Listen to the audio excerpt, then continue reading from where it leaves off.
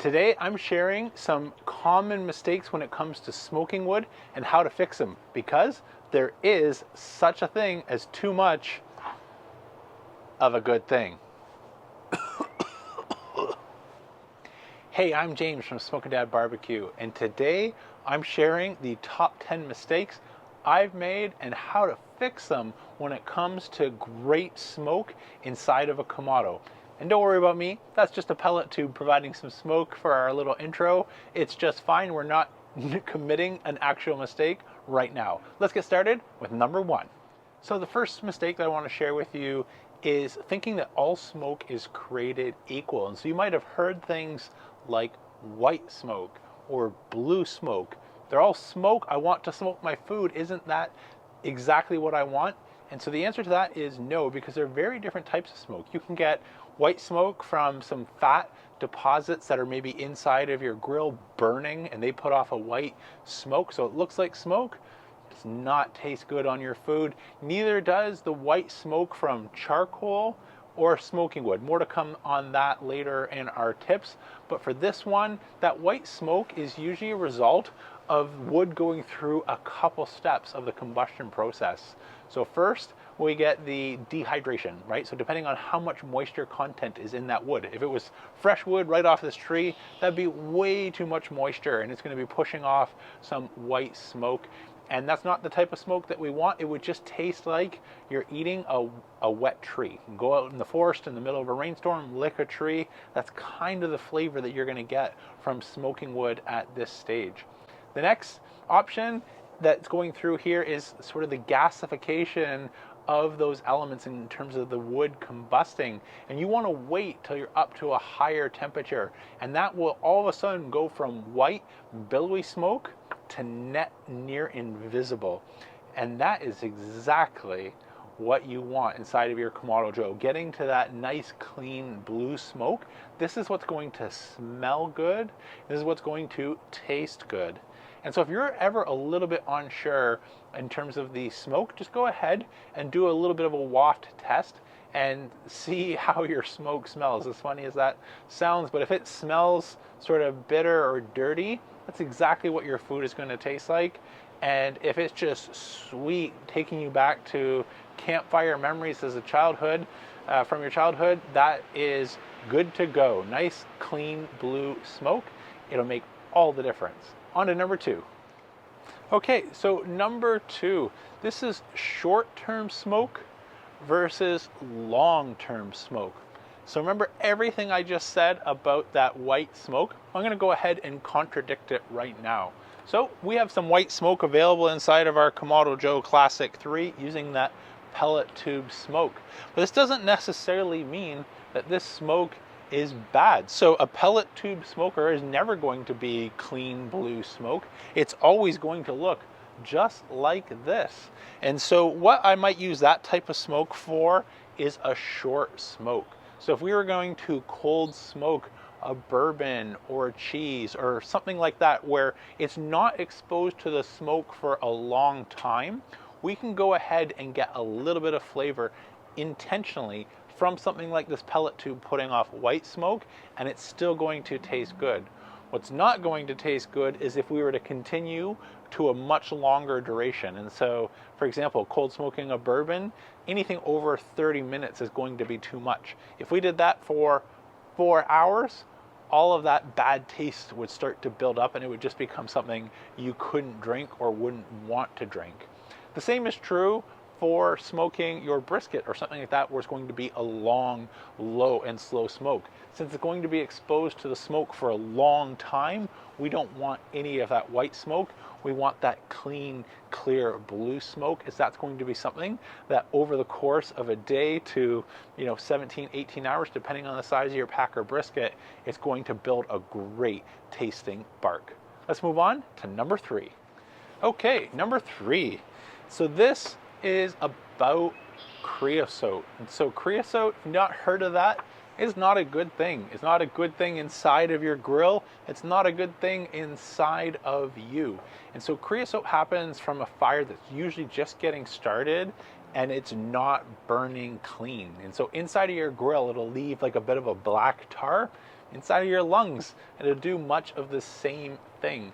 And so how to prevent it and how to get good smoke. And so often this is an issue at really low and slow temperatures. If you're especially in a Kamado where it's an efficient cooker, trying to maintain anything around those 200 to 225 degrees, this is just not where this cooker shines. It does much, much better at a slightly higher temperature, where all of a sudden those coals and that smoking wood go from sputtering and choking along to burning clean. And this is one of the things I appreciate most about the Series 3 Kamado Joe cookers, whether it's the Big Joe here or the Classic Joe, is they gained 4 inches in height, and it makes them slightly less efficient, which is a good thing, because the previous generations or some other Kamados that I've used, there is such a thing as too efficient, which it can maintain those low temperatures all day with barely any coals burning.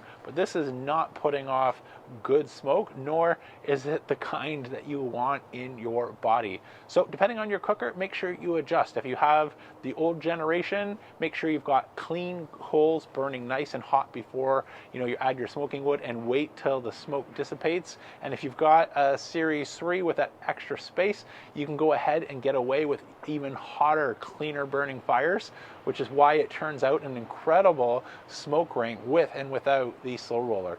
On to number 4. All right, number 4. So this is about airflow, which is appropriate today given it is so windy. And so there's 2 choices you have when it comes to controlling your Kamado Joe. You can go ahead and be very aggressive with your bottom vent, or you can have your bottom vent open and dial things in here with your top vent where you've just barely got any air. And so I actually started the opposite early on. I used to have a lot more air, 2 fingers width or higher on the bottom, and then I used to be very, very tight on the top control tower. But this causes a couple of problems. On a windy day like today, the more air that you have that's open in the bottom, is you're susceptible to those wind changes, which is accelerating your fire. And if you happen to be doing an overnight cook, all of a sudden that wind goes away in the middle of the night, and now your grill is not getting the same amount of oxygen that it was earlier, and your temperatures are likely to start falling on you, waking you up with those alarms at 3 in the morning. And so a good way to overcome this is heavily restricting the airflow in the bottom down to 1 finger width, and this allows more air up top. And so now you're creating a bit of a heat pump, and regardless of the wind, the fire is feeding itself with a good seal, good air pump vacuum, and giving plenty of room for that smoke to escape out the top. It's a small little difference, or a small little change, but it makes all the difference in terms of helping control your temperatures as well as improving the quality of the smoke that your fire's putting off. Let's move on to number 5. All right, tip number 5. And so this one's not so much about the smoking wood per se, but it is your charcoal. And so remember, your charcoal is your heat source, not necessarily your smoking wood. Now, you can get different flavors of charcoal. I've done some taste tests before, and just like you can get your coffee sort of mild to bold, you can definitely get some more flavor off your charcoal. But I also get a lot of notes of people complaining either for them or for a loved one that the charcoal just isn't tasting good. And every single time we get one of these questions, and I go back and forth with some of you, maybe over email or some notes, it turns out that that charcoal hadn't been given enough time to go from being lit to burning clean. And so when you're using your charcoal, you want to make sure that it's starting to ash over before you put your food on. And it can be a little bit less obvious than smoking wood, because when you throw in a wood chunk in there, you've got a lot of smoke. If we still are going here, yes we are, in our Kamado Joe Classic 3. And when that dissipates, it's easy to tell. You're not going to get that same smoke signal with charcoal. And so the best way to check that is just to go ahead and take a look. Now often, if you follow my setup process of starting with the bottom vent open all the way, the top vent open all the way, and waiting till your hand or the dome passes the hand test, which is you feel heat, this is usually enough time to make sure that your charcoal is burning clean versus rushing it and putting your food on before your coals are properly ignited. On to our next tip. Okay, number 6. So this is a very common question, and actually one that I started with. When I first got started grilling, I don't even think YouTube was a platform yet, and so we relied on this ancient technology called books. And some of the advice that I got in these books was to go ahead and use wood chips, but to soak those wood chips and to throw them into the cook regularly. And so I was so excited to be handed the keys to our family's Thanksgiving dinner, and I threw in a bunch of wet wood chips and every couple hours added more for the whole cook, just like the book instructed me to do. And to this day, this is over a decade ago, I cannot get that taste out of my mouth. It was awful. And so a couple reasons why. One, obvious now, but poultry needs the least amount of smoke out of any bird. That's one problem. Two, the wood chips, whether wet or dry, don't tend to give you as much of an opportunity for clean smoke. If they're burning clean, they're gone in a matter of seconds. And if they're burning wet, you're actually not getting smoke. You're just getting the steam. So remember that dehydration, gasification, and nice clean smoke. And so there's a great article on this on AmazingRibs.com. And it goes through a whole bunch of the science, but the punchline here is that 650 to 750 degrees Fahrenheit is where you get the magic smoke. The smoke that puts off a smoke ring. It tastes great. Everybody will love it. No one will be complaining like this tastes as if you were licking a tree in the forest after a rainstorm. And so the only way that you can get smoke at 650 to 750 degrees is, especially when you're cooking, say, 270 degrees, is to have that smoke pass through an active fire. And so that's why I like to bury my smoking wood on the bottom grill so the air is right there, charcoal on top of it. So as that wood starts to burn, that smoke passes through coals that are actively on fire and burning, and it heats up that smoke to give you a much, much better tasting smoke on your food. And so I hope that answers the question, but wet versus dry, you gain nothing but bad smoke by soaking your wood chunks, your wood chips, even though the logic in that book would have sold you on is that they'll last much longer, which is true, but it's not anything that you want to be part of the journey on. On to our next tip. All right, tip number 7. So talked about this one before, but it is so important. It just had to make this list, which is the quantity of smoking wood.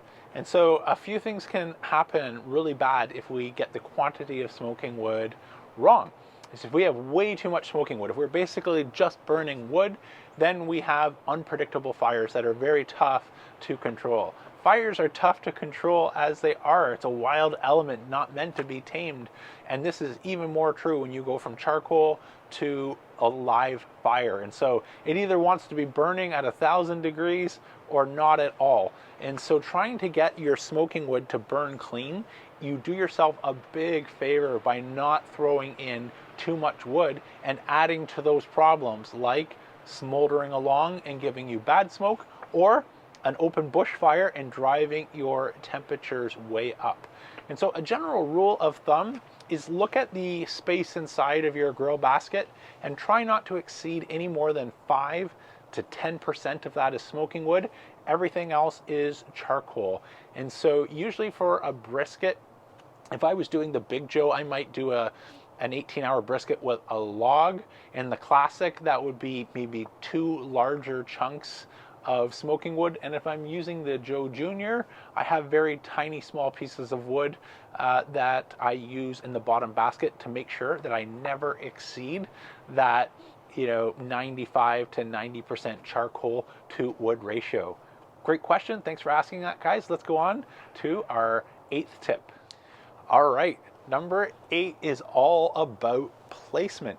And so I just covered a little bit of this in our last tip, but I'll expand on that, why it's so important. And so you've got a couple choices here. One, you can put your smoking wood on top of a clean burning fire, which you should do depending on the type of cook that you're doing. So if I was doing maybe a reverse seared tomahawk and I wanted to get a little bit of smoke on that, what I would do is not worry about that smoking wood being gone in 20 minutes or so. I would go ahead, throw it on, wait till it's ignited and cleanly burning underneath maybe a half moon deflector, and go ahead and let my tomahawk reverse sear. And so that piece of smoking wood will be gone by the time we get ready for inferno mode, but the whole time it will have been burning clean and imparting that nice sweet smoke. So even though I say on the bottom all the time, there's exceptions for smokes like that where you want to be able to get good smoke in a short period of time.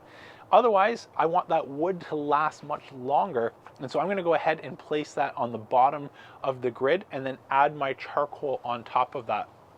And so this is not only going to help preserve the amount of time that that smoking wood is burning, but as I mentioned in our last tip, it's going to help purify it as it passes through the coals. Only 2 more to go after this. Let's move on to tip number 9. All right, tip number 9 is chips, chunks, moisture content. And so there's a lot of different, theories on this in terms of, if you, again, mentioned before, if you were to use some fresh wood, it would have way too much moisture content. But you can go the other way as well with kiln dried wood, where it's too dry to be able to put off that good quality smoke. So I can't quite remember the exact ratio, but I think it's about 20% hydration is around the perfect combination for your smoking wood.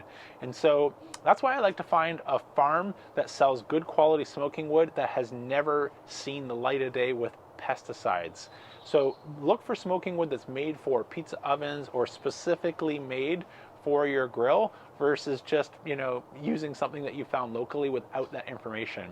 And so given the choice between the two, I often will go for chunks just because, again, I mentioned earlier, the chips they burn immediately. So we throw them in, we've got good smoke, and 30 seconds later, they're gone. Or you soak them and they smoke for a long time, but that's not putting off good smoke. So I am 100% team wood chunks. And when you're looking for your chunks, do make sure that they're organic smoking wood or made for a pizza oven or something like that, because they're going to be burning just smoke and not any chemicals. Down to our last tip.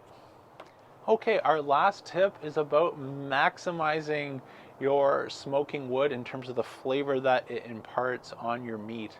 And so there's a couple things that you can do in order to help smoke adhere to your meat, and this really comes down to moisture content. So if that meat surface is bone dry, smoke's not really going to adhere to it. So that means if at about the 6-hour mark you open it up and your bark is dry or burnt, you're not getting any more smoke. And so a way to help that along is to go ahead and spritz your meat with a little bit of water, and that will just help increase the humidity in the grill, which the Kamado doesn't need any help with, but what it does need help with is smoke adhering to the meat. And so that's what you want to go ahead and do.